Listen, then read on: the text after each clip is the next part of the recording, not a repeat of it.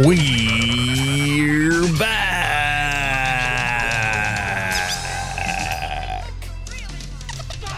Got some Tim Hortons here, courtesy of Will Do. He got me a bagel at the same time, and he asked me if I wanted it toasted or warmed. Remember that? I was like, "You're crazy, man." It was toasted and heated. Or heated. It was those were options. It wasn't like a given. Yeah. That it was going to be toasted. Yeah.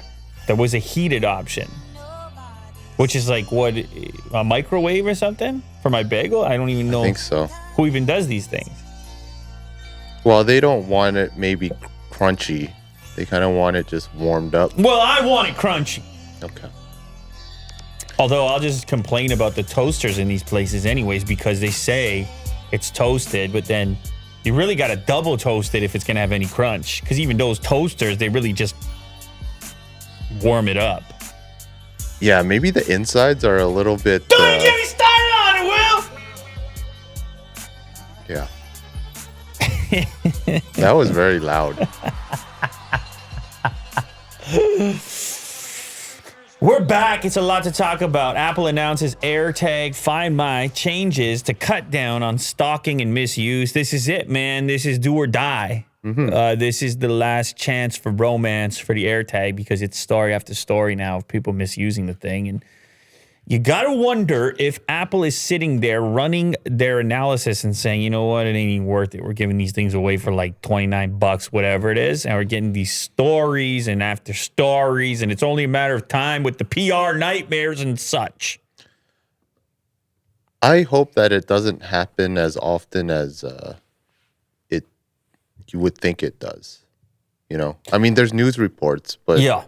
But you're Apple, at the same time, you're Apple, and I mean, from a brand perspective, you've got this tremendous reputation, and you just never want to be associated in stories with these headlines at all. Yeah. There's a prestige there. Exactly. And then you're seeing the thing, oh, this dumb AirTag thing, they're so useful, but this handful of people are pissing in the soup. Oh. Oh, man. You got this beautiful opportunity to never lose anything ever again. And then, just like everything else, it only takes a couple bad apples. You like that one better? Yeah. Not urinating in the clam chowder. I like how it hit you so deeply. Yeah, that one stung. It's weird because, I mean, it could be so many things, but you were sitting there thinking of, you were reflecting on your whole life, imagining that you've eaten some soup that somebody pissed in. Yeah. I saw it all happen to you in real time. Well, definitely don't do that, anybody. But yeah, it's a growing concern for people, and Apple as well has made such an effort to be perceived as the privacy conscious choice for your technology. And then people just going nuts with these AirTags, and they're stalking people, and they're slamming them into cars that they want to steal later. And the media doesn't help because they really promote this kind of negative stuff. You're talking about us. Exactly. Yeah. We're reporting on the reporter. Well, I mean, listen, man, that's how it goes, right? It's like we don't get to pick and choose which stories are relevant to people or what people are talking about. We react to what people are talking about and seem to think is important.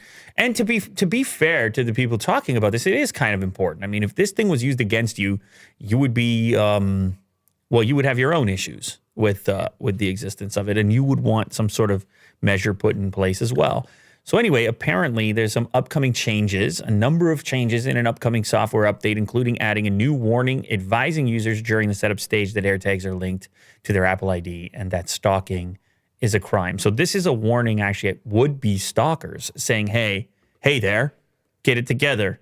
Hey, behave properly, please. As a disclaimer. Yeah, it's like a disclaimer for the would-be, don't get any ideas type of thing. I mean, it's pretty subtle. Additionally, Apple said it would fix a confusing bug with accessory alerts. The unknown accessory detected alert, for example, only shows up for certain AirPods or Find My Accessories, not AirTags. Going forward, Apple says it will implement a new message letting users know if an AirTag has been traveling with them. So I guess it's a little more, what would you say, a little more precision with the messaging. Before we started shooting, you said, I don't know, is this too little, too late? Is this going to really do very much to stop this type of usage? I don't know. Let me tell you where I usually land. I say you give the people the thing. You see, I mean, outside of, there are exceptions to this, obviously, but it's tough to keep the technology back because how, as we mentioned, it's a small group of people, presumably, that are using them in this fashion. And I guess it's going to be a constant analysis, though, where they're going to have to keep track of it. And I guess Apple knows because hopefully these things get reported, and then it can be some sort of balance where the only time restrictions come in, or if they do decide to alter the product, who knows? Maybe next time around there's something they can do. You remember we were talking about how they were disabling the audio alarm that gets set off on the thing so that no one could hear it once it had been planted on them. Well, what if Apple could design it in such a way that would kill the entire device if somebody was to do something? Like, I don't know. I'm sitting here. I'm trying to imagine the ways in which you could fix something like this. But definitely if it continues, and definitely if it becomes a problem with at a larger scale, then people start to look to Apple and say, hey, please do something about this. But it's complicated because the vast majority of people are using these things in the way they are intended to track their things and not lose their things. So do you think that this update right now works or helps by just adding a disclaimer there? So far, it doesn't seem like there's any software No, updates. I mean, you're threatening the stalkers, which, are they really concerned? Is this linked to your Apple ID? I presume these guys are already setting up fake Apple IDs. AirTags have been used to deter theft and track shady movers, but reports also indicate that the tracking accessories have been used for stuff. Yeah, we've seen all the reports. Has Apple done enough? Apple says it is working with law enforcement on AirTag misuse, which it says is rare. However, it added that each instance is one too many. Well, that's the thing, man. I don't think it's RIP, but definitely like next gen really focus on this one particular target, which is figure out how to make it less interesting to stalker types or thieves or criminals or whatever else. And that's a tough challenge. Very tough with that type of technology. Apple developers rip the company's latest attempt to thwart. How often you use that word? Well, thwart. I really like that word, but I never use it. No, I mean, it's tough to put together to like fit it in your mouth. Thwart. Yeah. With my mouth, it's, yeah. Thwart. It's a tough one. To thwart payments competition in the App Store. One called it scary. Another thought the new 27% fee was a joke. So, well, Apple has no shortage of critics, has no shortage of fans either. Probably, definitely more fans than critics that are out there. But anyway, I don't even know that this is necessarily criticism. If it is true that it's a 27% fee, then that's pretty wild, if that's actually what it is. App developers, however, are criticizing the company's latest requirement, including a 27. Why 27? Apple was fined again over a Dutch order that it opened the App Store payments to other providers. Apple shared new requirements for dating apps in the Netherlands to use third-party payment systems. App developers, however, are criticizing the company's latest requirement, including 27% fee. So this has something to do with a regulatory battle in the Netherlands. And developers, well, we already knew developers were getting a little upset here. And that's kind of what the Epic thing was about. They were trying to get people on board saying, hey, you don't like this either, or you shouldn't like this. And it looks like in this case, Apple was fined 5 million euros, 5.7 million this week for not complying with an order to let dating apps in the Netherlands use competing payment providers in the App Store. Apple's service, as we know, takes cuts between 15 and 30% on in-app transactions, including if you're watching this show right now live on iOS, on an iPhone or an iPad, and you try to do a super chat. If you're in this chat right now and you try to do a super chat, which is to send money to us, to the show, and like send a message, that's how super chats work, Apple will get 30% of that right away before Google or YouTube touches anything right off the top. They skim it. They're going to skim that 30. Yeah. So see how you feel about that. But it feels and sounds different depending on the scenario. I'm sure with these dating apps, they probably have like a monthly recurring subscription fee, and Apple's just getting that 30 over and over. Or in this case, it looks like 27. Apple is requiring changes that some developers are calling a tax for not using the App Store, like requiring an additional 27% charge on top of other transaction fees. iPhone maker was incentivized to make third-party payments as cumbersome as possible. Heads I win, tails you lose proposition. If developers move to another payment provider, Apple charged a 27% commission rather than 30%. It would actually end up costing developers more overall. So they pick the exact number that is not worth it to you because, as you know, when it comes to payment processing, Will, you're in like the kind of 3-4% area normally for payment processing. Interesting. If you have a lot of volume, you can get it kind of as low as like 1.5 points on Visa and stuff. But Apple knows that gap is not going to make it worth it. They say, oh, go process your payment somewhere else. We're still going to need 27. We're going to give you a 3% discount. And then everybody knows, oh, that's what it's already, the payment processing cost. It's costing me in the open market. So forget it. I guess we're back to the App Store. So this conversation is not done yet, but it does seem like it needs a little bit more flexibility depending on the product or service. And the difference between buying a one-time app and a one-time app purchase with the associated percentage versus like a recurring subscription, or in the case of people watching this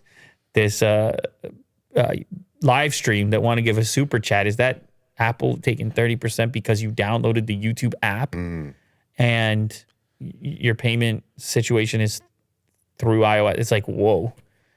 Anyway, the conversation's not over. Apple thinks it's a very valuable part of the process. It is a very valuable part of the process, and people are going to continue to argue what that value is worth.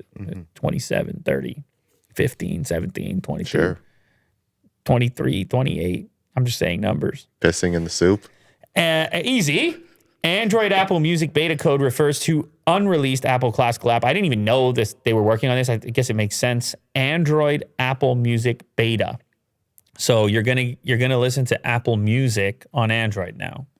I'm not sure why, but I guess they want to be competitive with the likes of Spotify. So they have to be available everywhere because people use Android devices like myself, and it immediately, like, I never considered Apple Music because I have all these devices. I want to be able to go between them with my music service. Or maybe the rare chance that someone's moving into an Android device and then they just still want Apple Music. Yeah, I heard the algorithm's really good. Yeah, so I think it's that market requires it. If you want to have a competitive audio streaming service, you got to be a cross-platform service. So Apple's latest Apple Music beta app for Android may have revealed the name of the company's forthcoming app dedicated to classical music, suggesting a release might not be too far away. So this is an interesting piece of this. I suppose we already should have known that Apple Music was coming to Android. I didn't, but this piece that someone was able to extract is that they're going to do a dedicated classical music app. And that gets me going a little bit. Sometimes I'm in a classical mood and I just want to stream the classical. I mean, I have no problem doing so on YouTube Music, or Spotify, but I already have too many subscriptions, by the way. Yeah. Is this a studying thing, the classical music? Of course it is. Yeah. You kidding me? Man, there's whole like genres and subgenres of studying music. I got into that. I mean, you can get so specific with it. Dark academia.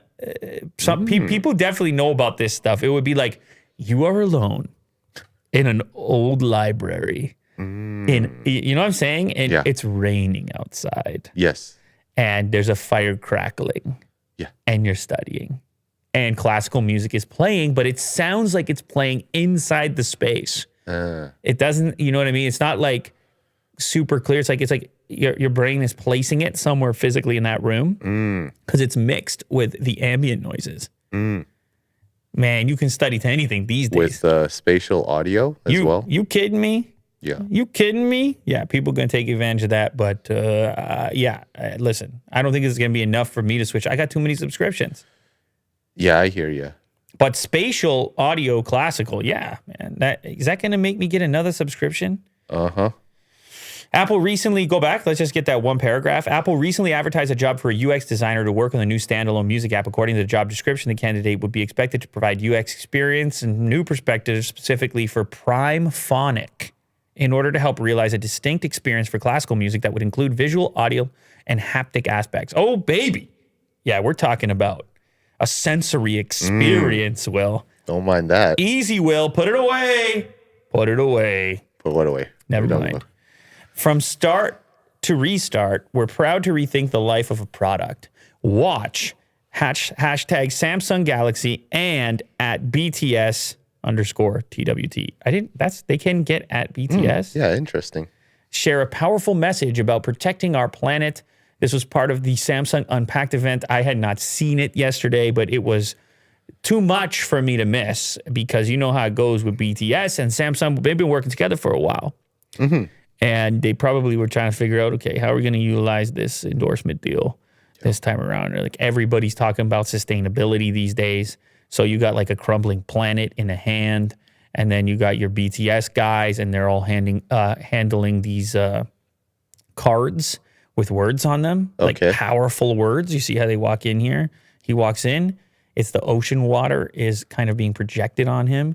Oh. And he's telling you about how terrible, like how we ruined everything and the animals are suffering. And anyway, it's completely environmental, but they're also, you know, they have their usual kind of heart throbbiness going on as well. Mm-hmm. And then they also care about the environment, so it's more heart throbbiness. Yeah. Do you know how this works, Will? I'm trying to explain it to you here. Yeah, I'm trying to take it all in. Like this, are they going to do another sing and dance? No, this is serious. Okay. There's no song and dance here. This is a serious one. They can be serious too. Oh. You understand? It's like when Jim Carrey did Eternal Sunshine of a Spotless Mind. Oh, right, yeah. So sometimes you got to go serious, and BTS, they can do it all, man. Song, dance, but also serious is what they're doing here. Okay. So anyway, they're in like a warehouse, and it's kind of messy, but the camera keeps panning backwards, and they're talking about how you're going to recycle your devices, and the oceans are going to be sorted out, and the future is amazing because of Samsung and the Galaxy and the planet, and then the flowers show up, and I mean, we need a production staff like this because you just. Look what happened. They just held up the cards, and then the flowers came together to make a flower globe. Well, I'm convinced. That's what I mean, if anyone can do it, BTS can do it as far as I'm concerned. But 1.1 million views on Samsung's Twitter account. So 150,000 likes. People love the BTS. They love the BTS. What can I say? They love the BTS. YouTube is adding new ways for creators to make money with shorts and shopping. A lot of new features are in the works for 2022. Is this part of the, oh yeah, okay, so it's Neil, it's the thing we were looking at earlier. Yes. Neil put out a blog post or an email as well, I guess? He did, yeah. Okay, so this was sent to us, this blog post. I didn't realize there's also turned into a news article, but everything turns into a news article, doesn't it? Mm-hmm. Neil was nice enough to be on his show at one point, and he was kind of defending YouTube's decision to not eliminate the dislike button, but to sort of eliminate the count of dislikes. If you recall, he was on the show. You can go check it out. You can get some backstory on how they think about it. But anyway, this is more YouTube projecting into the future, a look at 2022, community, collaboration, and commerce. Talking about everything from monetization to live, which that's us. We're live. That's us. We're a live show on the platform. Talk about YouTube Shorts. They say, oh, people love the shorts we got. Oh, look, for more on how we make product decisions, check out my recent conversation with Lew. Did you even notice that they put a link? I had no idea. They put a link to it. And I like how they just said with Lew. Like they didn't have to say the show or anything like that. So shout out Neil for giving a link to this show right here inside of his blog post. We'll have him on. Look, man, if you guys have questions, if you guys want to know what's going on with the platform, with YouTube, and trust me, I do too, he appears to be very open to coming on. Now, you got to understand, all right, He's got a very comprehensive job over there. He oversees all kinds of stuff going on at the platform. It's a hard thing to do in the first place, and it's often not black and white, these decisions. Like it's very gray zone. It's very what would you say, gradient. You're going to do one thing, you're going to piss somebody off. You're going to do another thing, you're going to piss somebody else off. And then that's all inside of your decision making around where you're trying to take the platform and who you're competing with and what your competitors are doing. Yes. Like TikTok, who's, stealing some attention here and there. They got to pay attention. Anybody with the job will be doing it. But anyway, if you guys have any specific questions for Neil, he's been very receptive. So you can send them to us and we can relay. Anyway, they're also talking about expanding avenues for branded content, bringing super chat into shorts, and eventually enabling the ability to shop from a short. So you could show off a quick product. It could be cool for unbox therapy. You could buy it right away. Also possibly could be useful for merch. A lot of your favorite channels are supported via merch. So YouTube is changing. It's trying to grow with the times. It's trying to not become stagnant, which is a good thing. It's a good sign. But they did have to throw NFT in there. They had to throw crypto in there. Of course, yes. Because you just can't, there's no announcement. You do not make an announcement in 2022 that does not have NFT or crypto in it. It's not an announcement. Yeah, it's not serious without NFT. That's right. You just got to do... and Web3. Yes. Those are the key terms. You just got to do a Command F on your MacBook over there, or Control F or whatever. You just got to do a find in your browser for the word NFT on the press release or the announcement to see if it's real or not. Or you could choose blockchain. It's up to you. Although I think NFTs are up, or maybe... That's a hot one right now. I think it goes NFT, then it goes blockchain, and then after that it goes crypto.com. Maybe. I don't know, actually. And as far as buzz goes at the moment, NFT, blockchain, crypto, Bitcoin's probably still up there, But we can do a Google Trends later. Oh, what about, and Web3 is below all of that. Web3 is only the heavy hitters are going into Web3.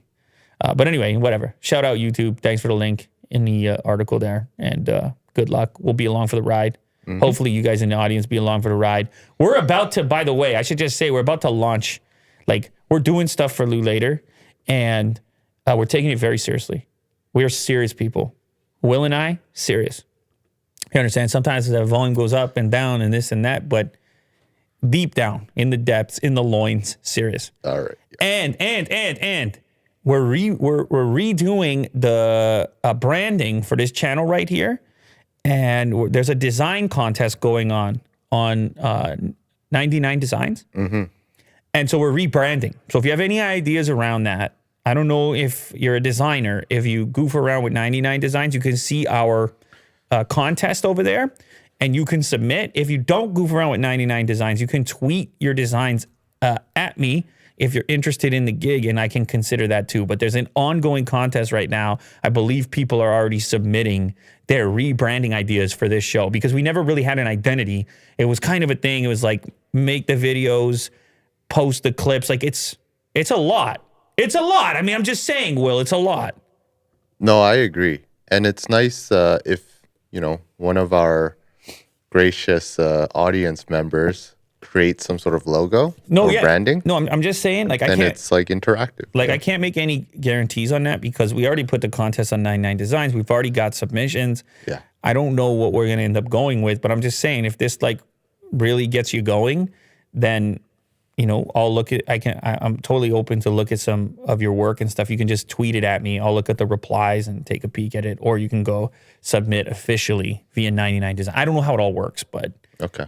Because we did pick the premium tier, which means we were only getting whatever they called it. I don't know, pro designers. Yeah. It's all going to be a wild ride. We'll keep you involved. Maybe if the audience doesn't submit the logo, they can help pick based on our submissions. We can bring them up on there. That's a great idea. And then see, we'll have a little vote in the chat and see what people like. Joe Rogan turns down Rumble's $100 million offer. Rumble, which launched in 2013, reached a total of 39 million monthly active users in January. Wow. 39 million is not nothing. That's way more than I would have thought. Anyway, this story about him turning it down, it's like not an official turn down, but I guess he did a stand-up set in Austin over there. Okay. And he kind of addressed some of the recent controversy going on.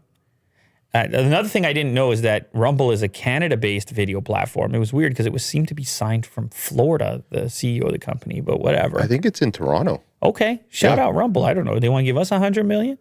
Are we taking a show over there? I'll definitely take it. Okay, let's go over there. But no, I'm kidding. Hey, listen, we're here. Remember, I talked to Neil, all right? He's fixing a platform. Come on. Anyway, so he was doing a set in Austin, Texas. It was a stand-up comedy appearance, I think, Tuesday night. And the Hollywood Reporter was there to report on what's going on with Joe, because Joe is all the news these days. Joe's blown up recently. So anyway, I think he was kind of like making light of some of the recent events. And then I guess some fans were asking questions afterwards, after the comedy set. And somebody said, hey, are you going to take the offer from Rumble? Who came out and put a tweet out saying, we'll give you $100 million, say whatever you want. And he said, no, listen, let's get the quote right, actually. He said, no, Spotify has hung in with me inexplicably. Let's see what happens. That's the quote from Joe, reported by the Hollywood Reporter. So it ain't happening.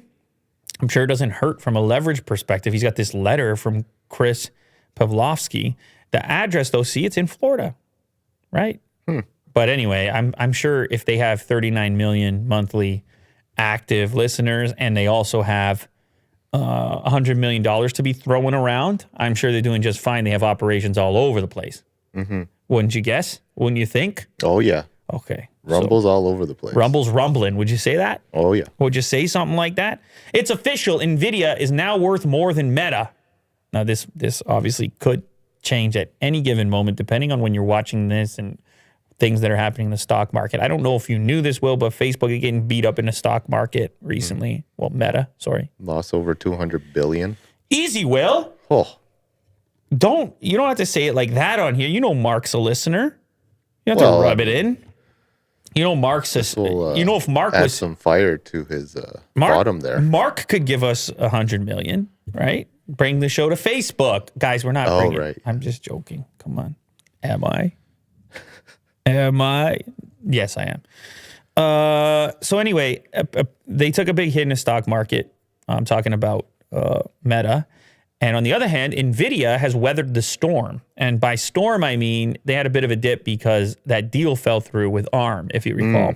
Right. They were supposed to acquire ARM, and then a bunch of different governments got in there. They're like, hey, wait a second. Monopoly. I smell it. We don't like this. The U.S. didn't like it. I can't remember everyone who didn't like it. I think the U.K. didn't like it.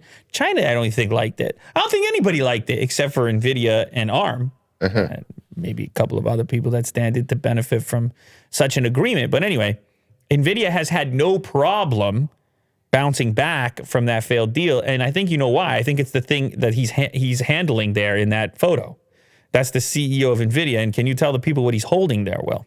It's probably a 3090, I'm guessing. Whatever it is, it's a GPU. Yeah. And people are scrambling to get their hands on these things all through 2020, 2021, and now into 2022. They found a way to stay on top, and gaming has exploded. I don't know how many of these things they're selling to miners. That's also exploded. Meta's fall from stock market grace this past week saw 30% of its share value wiped out, leaving it with a total value in shares or market cap of just $615 billion. That is clearly still a lot of money. Anyway, this is the way it works with market cap. So for a moment, Nvidia's market cap surged up to $657 billion, making it temporarily ahead of Meta. It's an interesting comparison. They obviously have different businesses, but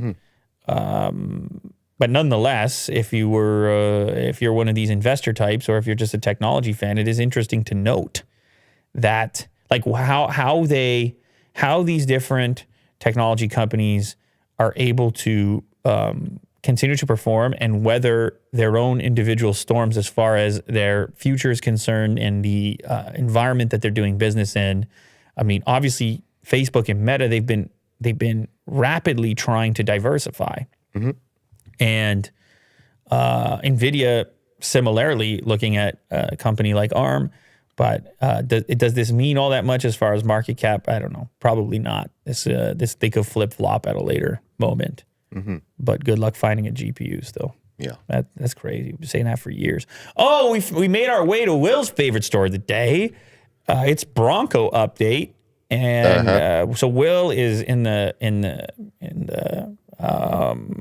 he's in the grip of the process of acquiring a Bronco. And it's been such a crazy, huge topic around here in the studio. There's like a daily update going on right now. Yeah. He really wants this Bronco, but he's conflicted about whether it's the right choice compared to other options, or if it's really suitable, or if it fits.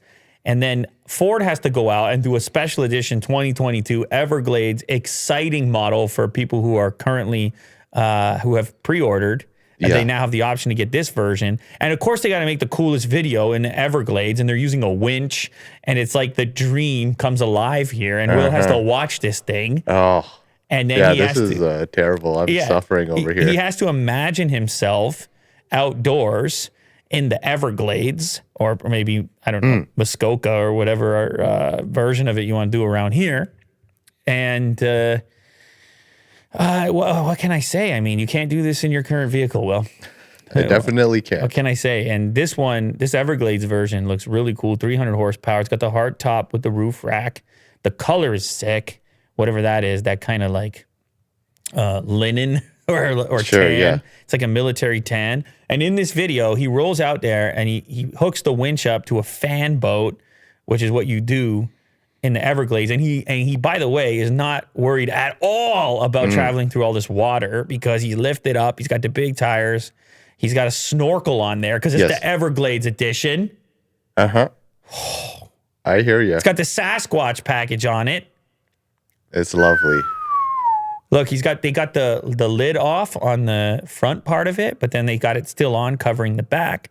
And then they're like, "Hey, we rescued the fan boat. Now let's go take some photos." And then it's like, "Let's do a little get muddy. Let's get muddy." You know, Will needs a car that looks better when it's muddy.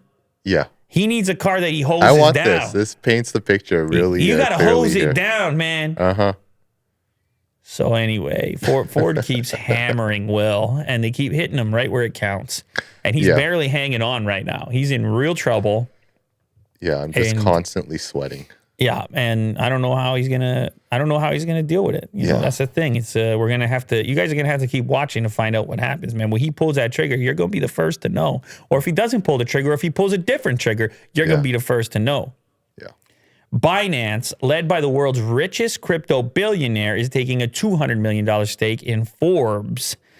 The funds will help Forbes execute on his plan to merge with a publicly traded special purpose acquisition company, or SPAC.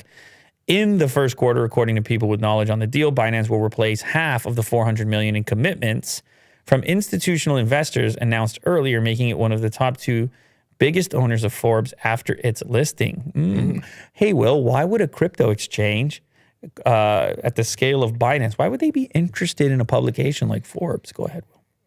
Definitely want to be number one in like the articles and everything. You know,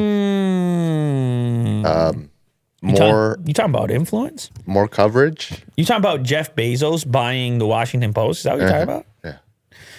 So if so all we need to do is buy one of these things for a couple $100 million, and then every story is just about this show right here? Is that how it works? Will? We should look into Forbes. Or do we just start saying outrageous things, and then people get mad, and then all of a sudden? Yeah, we can do that too. No, we're not doing that. Okay. All right.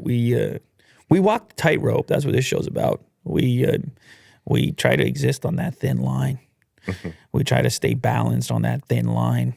Yeah. You know? All the time. You know, you just kind of walk across it. You know, no, dude, don't look down. Never look down. No. Don't look down. Yeah, you're dead. Yeah, okay. So it looks like they got an interview with the CEO as well. It's competitive in the crypto exchange space, and everybody's looking for an edge. Of course, we've talked about the things that Crypto.com has done to stay in the public eye as far as sponsorships go, affiliations with the likes of Matt Damon, LeBron James, the former Staples Center where the Lakers play. And actually this show, they're going to be sponsoring an episode coming up. Yeah, that's true. Yeah. So Crypto.com is out. They're just doing this out in public. You know what I'm saying? You know what this is, Will? For those that are just listening, they're like, what the hell is he doing? I'm doing the money when you're flicking the bills in this direction over here. Making it rain. How about the fact that Forbes has been around for 104 years? I would not have guessed that. No kidding. That's a long time, man.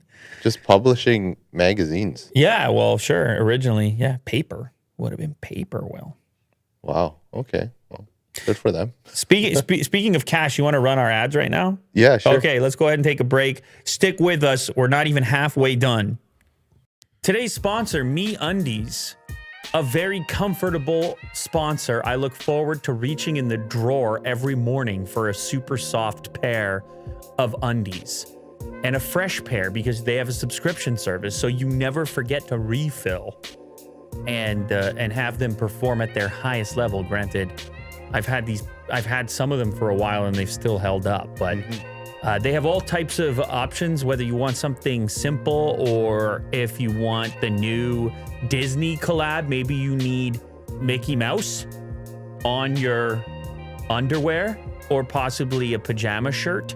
You could be cool like this as well. And the key for me is that they're using this very soft micromodal material, which you don't even notice when it's on. It's very lightweight and stretchy, and it also breathes. And it's a natural material. So I wear them every day, MeUndies. MeUndies has a great offer for our listeners. For a limited time, get 25% off your first order of matching pairs for Valentine's Day. And as a first-time purchaser, you can also get 15% off and free shipping right to your door. To get 25% off matching pairs, 15% off your first order, free shipping, and 100% satisfaction guarantee, go to MeUndies.com/Lew Later. That's MeUndies.com/Lew Later. And we're also sponsored by Stitch Fix. Discover a shopping experience created just for you. You need something to put over top of those undies, then this is going to help you out. Shopping online, picking a style, this can be complicated. This can be difficult. This could be frustrating, actually. What happens here is you get fitted by a designer. You kind of pick certain elements, things that you like. You give them a head start. And they're going to pick out a number of looks and send them to you. Things that actually go together with one another, create a complete look from well-known brands, actually 1,000 plus brands and styles. You can see Nike, Adidas, North Face, Levi's, so you can get jeans and stuff. Even footwear as well is in there. You see New Balance and Sperry. You can then go ahead and shop your personalized store if you're looking for a specific item, or you can get these things sent to you, at which point you can keep what you like. You can send back stuff that you don't. You get to try it on in the comfort of your own home. It all starts with a style quiz. You're always in charge. Free shipping, returns, and exchanges. You can update your preferences if your style changes. You know, you might have to go. We might have recently had a child, and then you have to go more dad mode with it. You have to go towards the comfort. Or maybe you got a new job, Will, and you got to dress it up a little bit. Or you just want to go experimental, you know? Just try on a different style. It's up to you. It's all happening. Stitch Fix. Get started today by filling out your free style quiz at stitchfix.com/Lew Later and take advantage of free shipping and returns. That's stitchfix.com/Lew Later to try Stitch Fix. Once again, that's stitchfix.com/Lew Later. Yeah, shout out stitchfix.com/Lew Later. Gotta love the sponsors make this show possible over here. We're back and we're moving to the McDonald's news. McDonald's planning to open restaurants in the metaverse. Of course they are. Yeah. Metaverse. They got all these ads here though. No, that's sorry to just interrupt you. No, it's this website said yes to every banner section. We'll take it all. Yeah. Yes. Okay, how is it going to work? Fancy an NFT with your Happy Meal? McDonald's is making its way into the metaverse by registering for 10 trademarks in the virtual space. The filing was noted by the trademark attorney Josh Gerben, who tweeted that McDonald's had submitted the trademark applications on the 4th of February. One of the trademark applications was for operating a virtual restaurant featuring actual and virtual goods, and operating a virtual restaurant online featuring home delivery. Okay. So rather than just go into my ordering app, I'm in the metaverse where I live because I don't move. And I order my food in something that looks like a McDonald's restaurant used to look in the real world before I entered the metaverse permanently. And you can get a digital cheeseburger, and then digital fries. Yes. And digital then, shake. And then I get the actual one delivered as well. See, they said it's virtual goods and what are the other goods? Actual goods. The more important thing. Yeah. the goods that keep you Who alive. wants a digital cheeseburger? Somebody does. Well, come on. Yeah, that's true. I mean, listen, man, digital everything. Who decides which digital thing is the valuable one? I mean, imagine McDonald's put out some sort of limited edition purple bun cheeseburger NFT, and there's only 7 of them. All of a sudden, you're lining up. All of a sudden, you're opening your crypto wallet, aren't you? Yeah. No, I'll take the physical. Just give me that one, all right? Hey, man, that's fine, too. I can't. I don't mind. Hey, man. Don't hold me responsible. But yeah, I mean, they're hopping on Oh, McDonald's. it looks like Metaverse. Panera's doing the same thing. Look no further than the Paneraverse. Of course. Panera Bread has filed a trademark application. Yeah, I don't know. I don't know if these companies just sort of do this stuff just in case, if they actually are going to execute on any of it, or if they're just, hey, we better start moving in that direction in case that's what we want to do. I don't know. Might be some of that too. Researchers confirm newly developed inhaled vaccine delivers broad protection against SARS-CoV-2 variants of concern. McMaster University. Interesting. That's around the corner. Not quite. Hamilton. But anyway, so I guess these are the researchers over here. What do we got? Sam Afkami, Matthew Miller, Michael D'Agostino, Shu Singh, and Brian Lichty? The Avengers of the disease world. I mean, the way that they're photographed. It's big. They're photographed in a big way. It's very cinematic. Like a Marvel. You know what I like universe. about this photo is the guy on the right who he's got his hands together. He's the Hulk version. Yeah, you don't. He's ready to go. You don't. I mean, he's the power forward. He's like you're gonna take this inhaled vaccine. Anyway, let's read about it. Let's see what it says. All right. Scientists at McMaster University have developed an inhaled form of COVID vaccine, have confirmed it can provide broad, long-lasting protection against the original strain and variants of concern. The research recently published in the Journal of Cell reveals the immune mechanisms and significant benefits of vaccines delivered directly to the respiratory tract rather than traditional injection. The laboratory and the researchers are part of McMaster's global nexus for pandemics and biological threats. I mean, there's going to be a lot of people working on this stuff now. The pharmaceutical companies have a lot on the line. I mean, they just they delivered a few vaccines. I don't know if you noticed. Well, I don't know if you heard these words. I don't know if anybody walked up to you quietly and whispered in your ear, Pfizer, Moderna. Yeah. I don't know if that ever happened to you, but it happened to me. I got goosebumps. No. Yeah, I got goosebumps. I was like, I turned around, they were already gone. Oh. And then I had a little cotton ball on my arm. I'm joking. It's a joke, guys. Holy, relax. All right. Apparently, because inhaled vaccines target the lungs and upper airways where respiratory viruses first enter the body, they are far more effective at inducing a protective immune response. The reported preclinical study, which was conducted on animal models, has provided the critical proof of concept to enable a phase 1 clinical trial that is currently underway to evaluate inhaled aerosol vaccines in healthy adults who had already received 2 doses of a COVID mRNA vaccine. Wow, this is... I mean, I guess it kind of makes sense. The virus is coming in, you're inhaling, it's coming into lungs. The vaccine is going into lungs. I try to think about the implementation of it, because now people are going to these venues to get the inhaled vaccine, and then people are putting their mouth on the thing, and then you're changing out the components. But I guess it's a nightmare with the needles as well, right? You got to set up a new set for every single one of those. So who knows? Who knows? Yeah. What is there something you want to say about it? I mean, I'm just looking at the device here. Yeah. Instead of a needle, they'll be using this, and I guess it's just one per use. One inhale.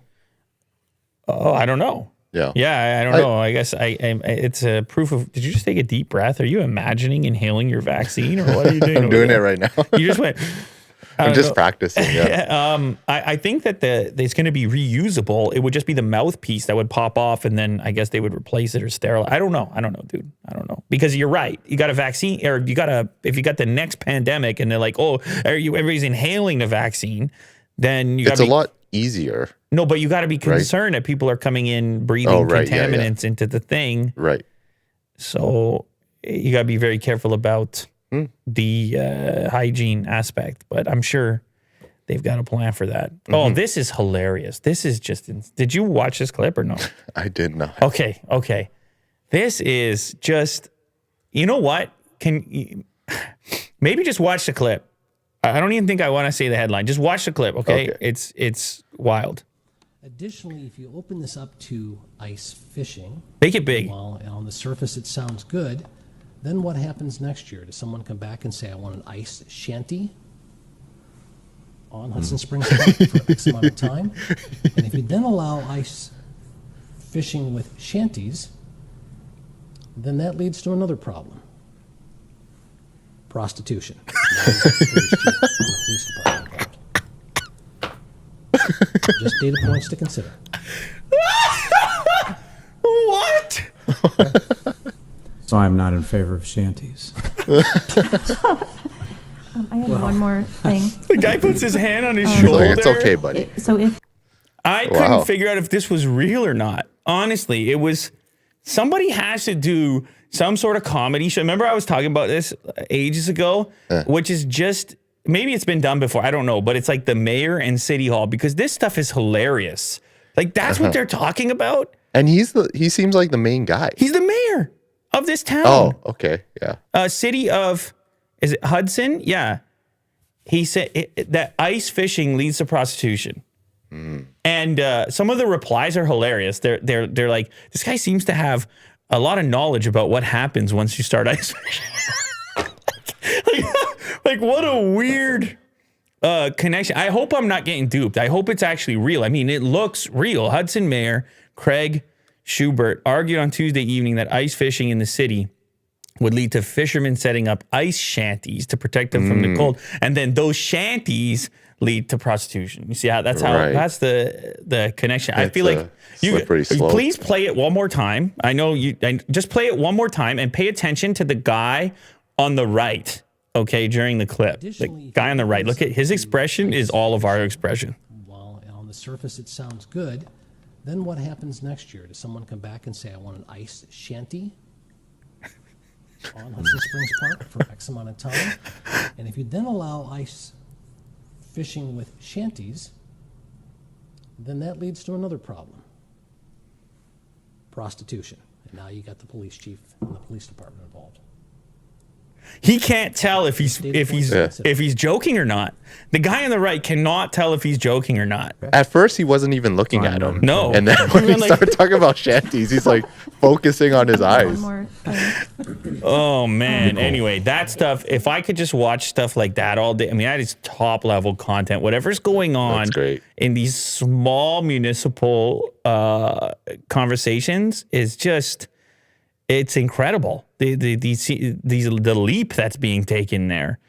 I could think of so many other potential problems with having people ice fishing than going that direction with it. But it seems to be relatively harmless.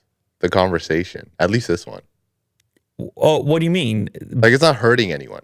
The conversation? Yeah. Well, I presume it would hurt ice fishermen if they end up not having their shanties. The guy is the mayor. That's the crazy part. The guy is the mayor. But it's not like it's Oh, look, attacking see this anyone. one. This person agrees. We are all this guy. It's true. Yeah. We're all. Wait, what did this guy just say? I don't know. Will, have you ever seen like an ice fishing hut? Yeah. Like the thing that comes to your mind is not prostitution. If you were to see a Sure, yeah. it's Yeah. definitely not. Maybe you're like, hey, be careful out there. I hope the ice is thick enough, or I hope you get them off in time before we get warmer weather. Or this is where your head goes. It doesn't go there. So you think that fishermen are like offended? No, I don't know. No, I think they're like us. I think everybody is that I think guy. this is so ridiculous that everyone would just find this funny. Yeah, absolutely. You know? Everybody is that guy on the right, no doubt. But I mean, he is the mayor. I don't think he can do it, restrict it without a vote taking place. But it is, it's not. I think it's funny because it's also funny because he's not nobody. He actually makes decisions like this on rules around these things. So it's extra funny because of it. But man, I was laughing over there when I found that clip. I was laughing to myself. Giggling. Snoop Dogg now officially owns Death Row Records, which is, I mean, that's not a development you expected to see if you have any awareness of the history there. You just pointed at the individual on the far left, Suge Knight, who had a grip on Death Row, legendary record label. You have Tupac in the picture as well, which between him, Snoop, Dre, I can't remember who's the rapper, right? Who's that right there in the middle? That one. Not sure.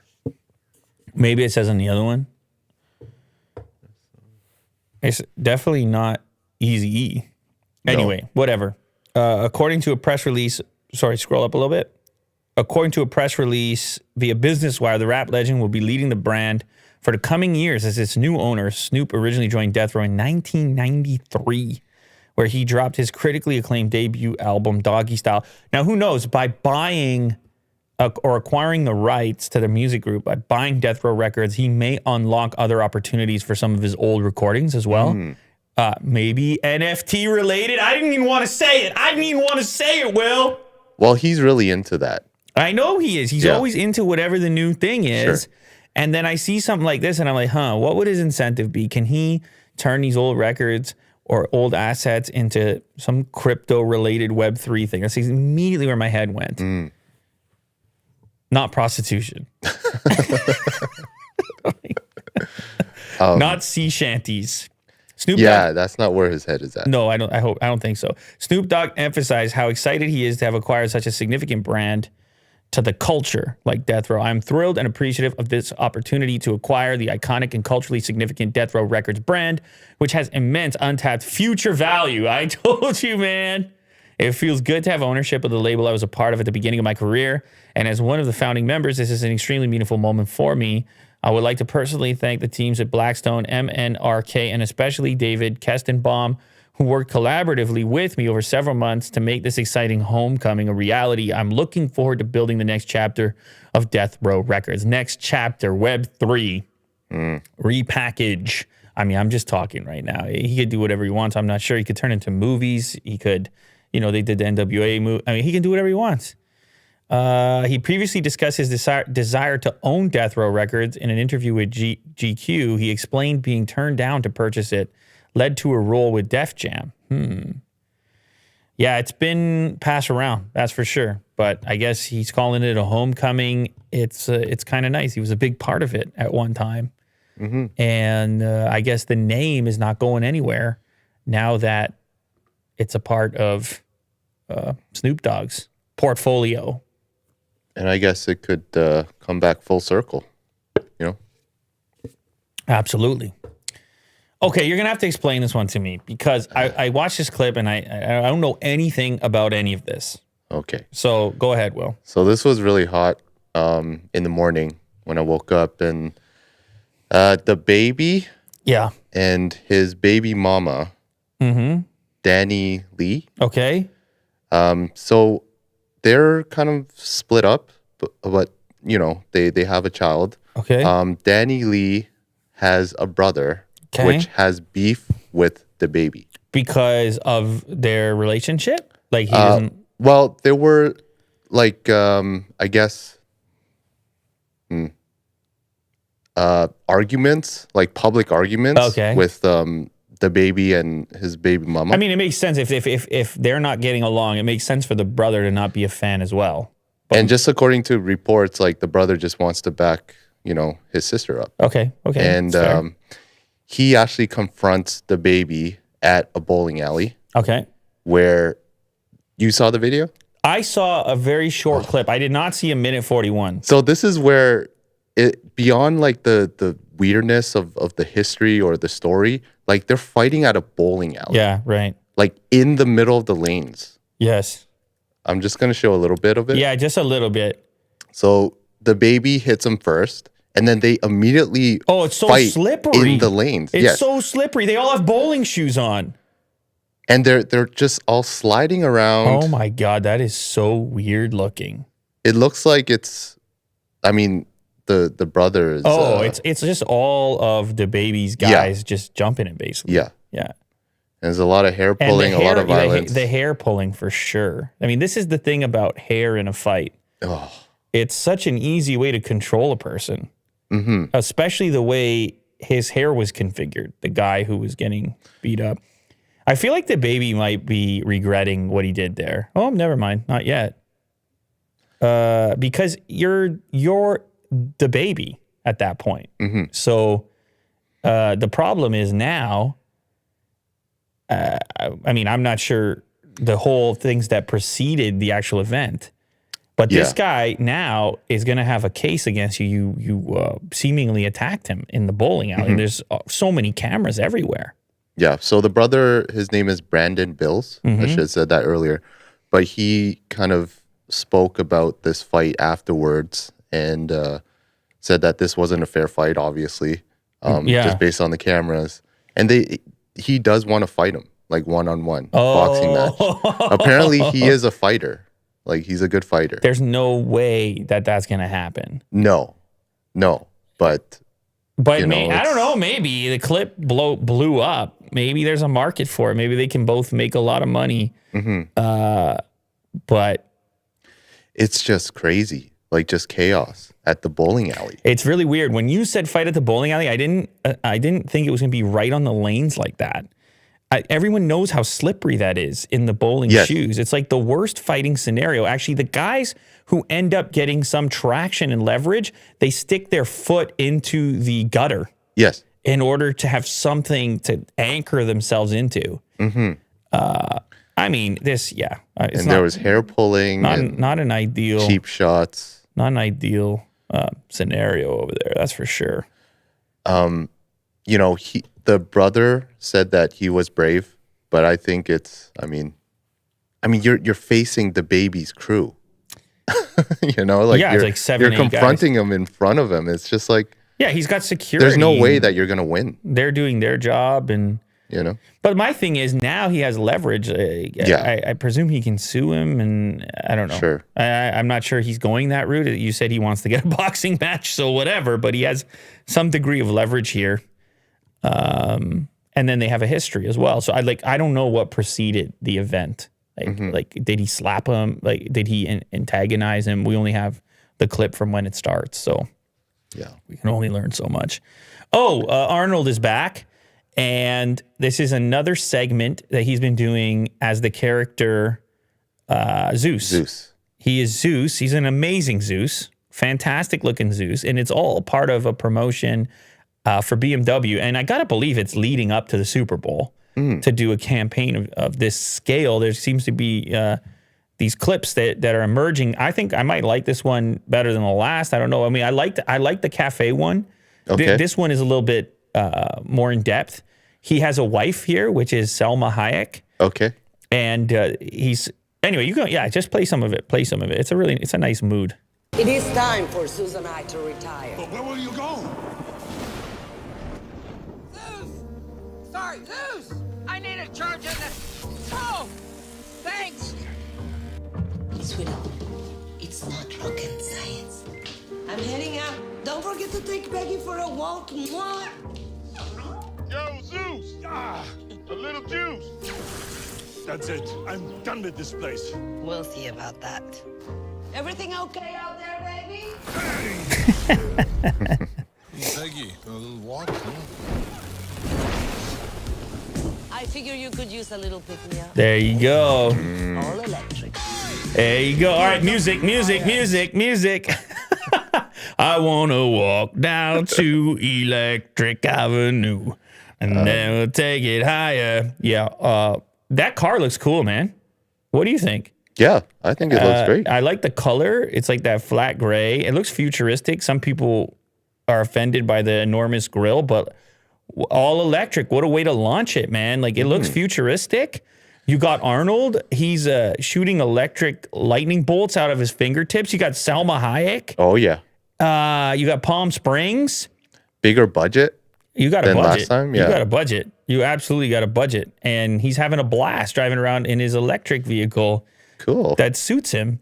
And he's still killing it in his, well, I was going to say in his retirement. I mean, he retired from politics, but he sure didn't retire from acting. Very tasteful. I like this. You like it as well. Yeah. Okay, I think BMW is doing good here. I can't wait to see a vehicle like that in studio. The last electric BMW I looked at was the little one. Remember that one? Oh, yeah. I never looked at an i8, or I've looked at an i8, but like not on camera. And then ages ago at CES, I actually drove around the little one. I think it's the i3. But this one is a whole different look. Like, that's pretty cool looking. So Very cool. a new competitor. Futurama is being revived at Hulu. I did hear about this. Original creators Matt Groening and David X. Cohn will return alongside voice stars Billy West and Katie Sagal, among others. Apparently, so how does this work? Hulu will hire the team to make more Futurama, but were they shopping it around, or did Hulu come to them and say, we need Futurama? I think it was Hulu that wanted them to make more episodes. A 20-episode run. That's a lot of work. Mm-hmm. The third... That's like, 2 seasons? Around there? The One third- season? Oh, actually, no, because I think... I don't know how many episodes they're doing now, but I think when it was originally airing, it would have been more episodes per season, right? Oh, right. Yeah. On TV, I'm talking about. Was it daily? No, not daily. No. It would be weekly. Weekly, It would be right? weekly, Yeah. but they would run it all the time, right? It's not like these modern shows where it's like an 8-episode epic. I remember Simpsons had like 20, 30 a season. That's right. See, something like that, Yeah. right? So anyway, point being is it's being revived for a 20-episode run, the third platform for the animated comedy. So where was it before? Fox was where it started, but then it went to Comedy Central, and now it's going to Hulu. Oh, man, it's tough for me because it's like so many platforms I got to have. I got to have so many subscriptions to enjoy all the things.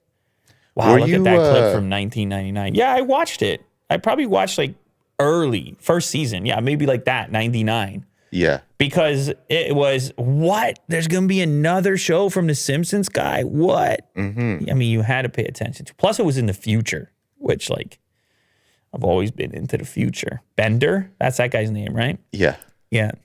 It's good. It's good. It's good memories for me, man. I just remember Bender, the character. He was in an episode where he's a wrestler and his name was Gender Bender.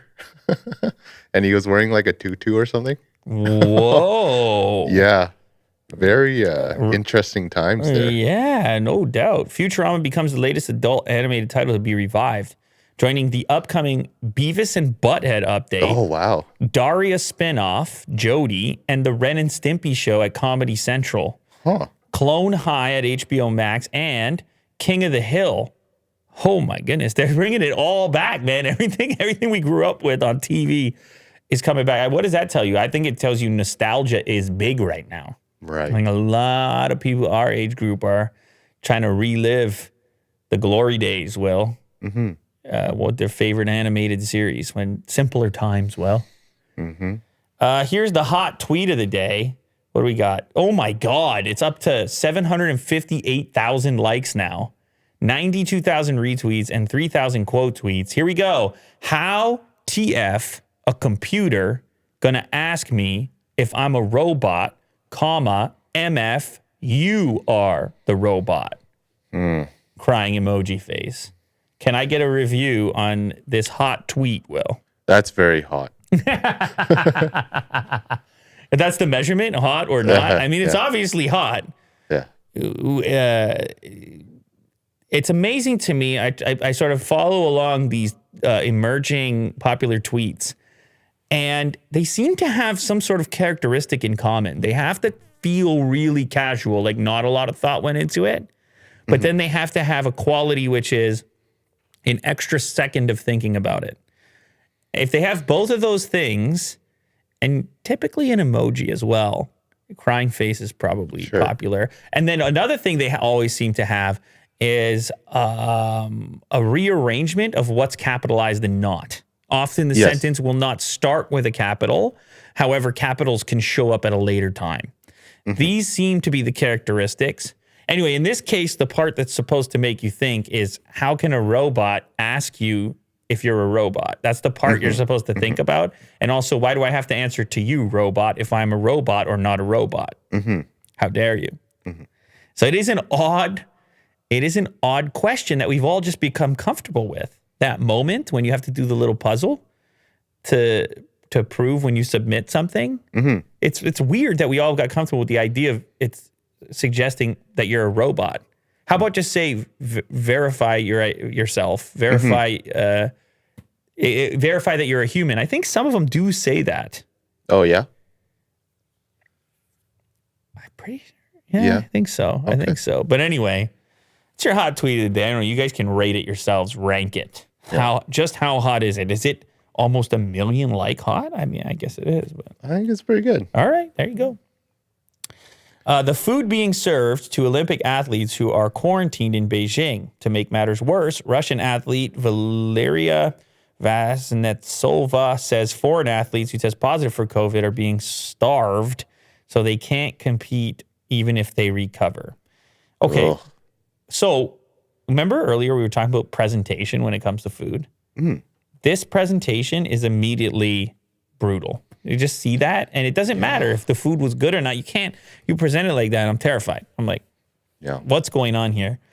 I'm getting flashbacks of Fire Festival looking at this. When it's just the overhead shot, the poorly lit overhead shot of the food options.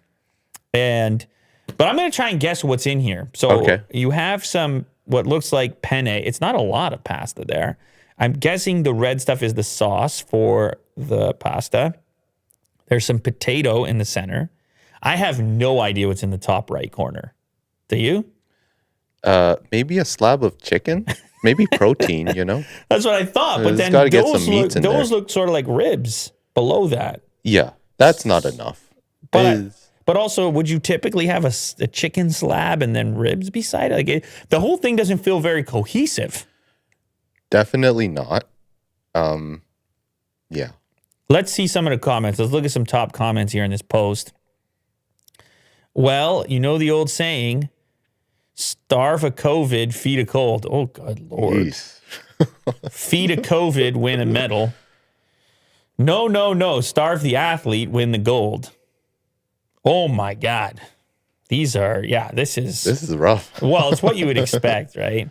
Dived into a Reddit rabbit hole. Nobody's actually talking about the substance of this particular meal, but it has been a rumor anyways that I guess the meals have not been what people wanted, I guess. Because that's something you even said on a previous episode. Yeah. You were like, there was reports of... Just, they don't even have hot food. Yeah. Like it's just lukewarm or it's just cold. But how do you know this, Will? I don't. Oh. Anyway, whatever. This picture is purported to be from there, so I guess we got to take it for what it's worth. I'm sure someone's doing even more research here to find out how accurate that is and if everybody's getting that dish or what the hell's going on over there. Who knows? Oh, my God. This story is wild. Speaking of the Olympics, this China men's hockey team is just a wild story how they came to be. Since they're hosting the Olympics, you get an entry for a hockey team. Any sport, including a hockey team, but China didn't have a hockey team. And so they had to make one. And Well, that's hard to do, to compete at the international level. So they reached out to a bunch of people all over the world, mostly North America, and started to set up ways for them to play on the team and actually change the names of a lot of these guys so they didn't. Oh boy. It wasn't obvious what was going on, I guess. One of these people, who is it? Smith. What's his first name? Sorry, scroll back up a little bit. Let's see here. Jeremy Smith. Jeremy Smith was a goalie in the AHL, and he was on the bubble between the NHL. He was always a number 3 goalie. So you have like these type of players that are right on the cusp of playing professionally, but it just doesn't happen well. Okay. And China's like, hey, those are our type of guys. We can get them because they're not currently playing professionally, probably, but we need a team. And so they start reaching out to these people and they say, hey, come play in Beijing. These guys are like, are you telling the truth? Like, I'm not going to renounce my citizenship, whether it's Canada or the US. That's the report here. And they're like, no, don't worry. You don't have to. And they're like, really? We don't have to? And they're like, no, we'll give you a passport. Come play on this team. We need to be competitive. And so they brought them over to actually play, I believe, in a Russian league. If you scroll down a bit, the name of the team was Kunlun Red Star in Russia's Continental Hockey League. And then that served as an incubator for the eventual Chinese men's national team. And so they were all going to come together, play together, and train for this 2022 Olympics. But as you know, Will, it's very hard to compete at the international level, especially against professional players. Right. So they went out and imported players like Smith that we mentioned, former NHL players Brandon Yip, Jake Chelios, and Spencer Fu. So obviously, if there was any kind of Chinese heritage, they would gravitate towards those players. Right. Because it would be a better fit when they provide the passport to be on the team. They also hired the likes of Wayne Gretzky, Phil Esposito, and Mike Keenan to help their program out. What? Like as coaches or something? Probably as advisors. I don't know if anybody was traveling or not, but they didn't want to be embarrassed when it came time for the Olympics. Now, I'm going to just spoil it a little bit. They lost 8-0 to the U.S. in game 1. But shout out to these guys. They're out there trying, man. But the craziest part is that they changed their names. So I guess they temporarily got a Chinese passport, and then they changed their names. So go and show some of the names here. Let's see. Scroll down a little bit more. Maybe it was the other article I had the names, or maybe you guys scroll down even more. I feel like it was in here. You gotta go. Keep going. Well, this is a long article. Yeah. It's comprehensive. ESPN, man. They gotta dive in. There we go. Every player is listed as a member of the Kunlun Red Star per the government's demand, and they had to get rechristened with Chinese language names. So Jeremy Smith became Shimisi Jairumi. Jake Chelios, the former Detroit Red Wings defenseman and the son of Chris Chelios, he became Kaliosi Jieki. Brandon Yip is Jingjuan Yi, and Dennis Osipov is Axbofu Danisi. So these are the names on the jerseys over there that they're playing under. And so you got to know, you got to look them up, see who they were when they were playing in other leagues. Wouldn't they have like a Chinese name? Though, are you talking about the type of names that they gave them? Yeah. They're not Chinese, these people. I know, Yeah. but like they have to, I guess they have to directly translate it from their like real names. Well, they were trying to like maintain some of their... They can't be like Jet Li or something. Yeah, it's a sick name for a hockey player. Yeah, I guess they have to have some connection to their actual names. Huh. And then I don't know if they were trying to somehow relate it to that region in the north, like where that team was playing in the Russian league, because some of those names, I don't know. They kind of seem like a crossover. Yeah. So I don't know. Wow. Okay. It's hard to know what's going on, but I'm kind of weirdly rooting for this team. Are they just because I know how it is, man. It's hard. You play at the elite level. Now, another thing developed where the NHL players, because of COVID, they weren't going to go. They didn't go. So even the American and Canadian team and so forth is not the top. available players. So you would have thought, oh man, maybe they can hang, but still. No, they got obliterated. Well, 8-0 to the U.S. team. We'll see how it develops, but I have some renewed interest in checking this out. These guys get a chance to go in front of, a big crowd. Some of them never had that opportunity. Sure, or yeah. at least not in a while. Opportunity of a lifetime. And they might have a different passport. It could be a movie. This story's wild. Like that. An experience too, All right, last one here. Last one. 740,000 pound painting, so that's like $1 million, is ruined after bored security guards draw eyes on the faceless figures on his first day in the job at a Russian gallery. My God. See, this is why you need NFTs, Will. A classic botched painting. You can't draw on an NFT. Yeah. We love botched paintings around here. Yeah, they're so funny. We're big fans of botched paintings. We will report on any botched painting that takes place. The security guard had drawn 2 pairs of eyes with a ballpoint pen onto artist Anna Leleporskaya's 3 Figures, which is a painting from 1932. It was on display at the Yeltsin Center in Russian city of Yekaterinburg. The artwork was defaced by the guard who worked for a private security firm. Good Lord. I don't know what type of insurance is in place. I don't know what happens to this guy. Yeah. It's a 60-year-old painting. I don't see the eyes, though. This is before? Yeah. Oh, my God. It's like, I'm just going to change this a little bit. Oh, my God. That is a crazy move.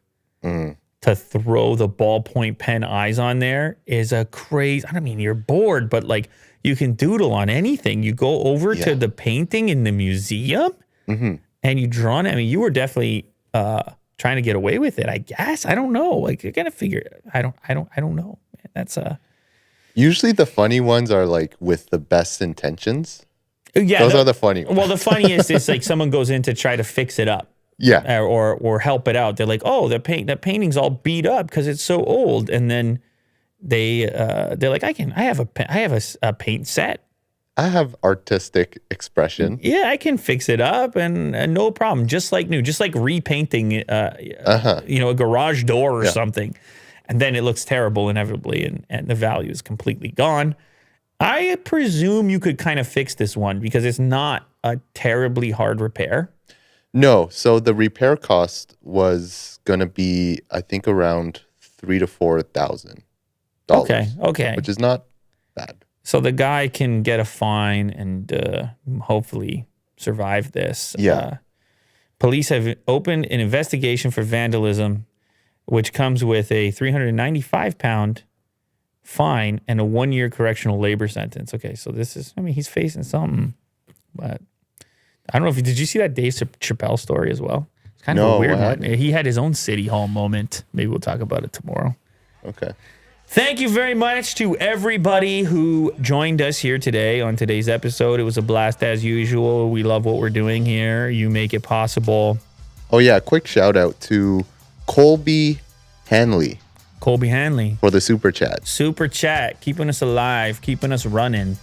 Keeping the heat on or the air conditioning, depending where you are and what time of year it is.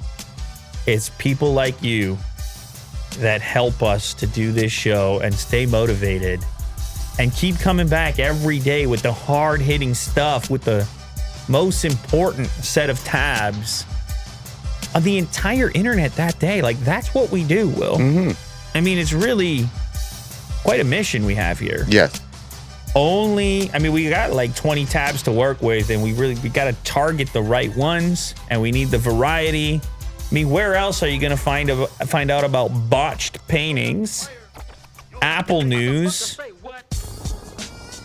and cool music, McDonald's, metaverse, Snoop Dogg buying death row. Yeah. It's just a wide variety of topics for a wide variety of audience. Our aim is to crunch it all into this 1 hour and to do it with you guys here. So shout out. Thanks again. Thanks for joining. Bigger, better things to come. See you tomorrow.